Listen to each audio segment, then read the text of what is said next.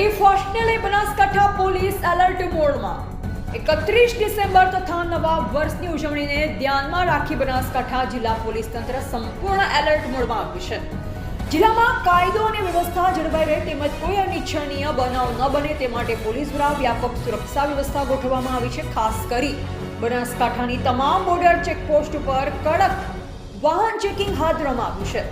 બહારથી આવતા અને જતા તમામ વાહનોનું સઘન તપાસ કરવામાં આવી રહી છે। પોલીસ દ્વારા સ્પષ્ટ સૂચના આપવામાં આવી છે કે નશાયુક્ત હાલતમાં વાહન ચલાવતા અથવા જાહેર સ્થળે નશા કરતા કોઈ પણ વ્યક્તિ સામે કાયદેસરની કડક કાર્યવાહી કરવામાં આવશે।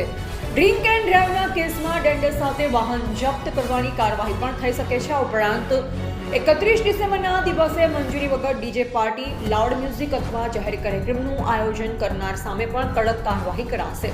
જિલ્લા પોલીસ અધિકારીઓ દ્વારા હોટલ, રિસોર્ટ, ફાર્મ હાઉસ અને સંવેદનશીલ વિસ્તારોમાં પેટ્રોલિંગ વધારવામાં આવ્યું છે। મહિલા સુરક્ષા માટે ખાસ ટીમો તૈનાત કરવામાં આવી છે। પોલીસ તંત્રએ નાગરિકોને અપીલ કરી છે કે કાયદાનું પાલન કરી શાંતિપૂર્ણ રીતે નવા વર્ષની ઉજવણી કરે અને કોઈ પણ શંકાસ્પદ પ્રવૃત્તિ દેખાય તો તાત્કાલિક પોલીસને જાણ કરવા જણાવ્યું છે।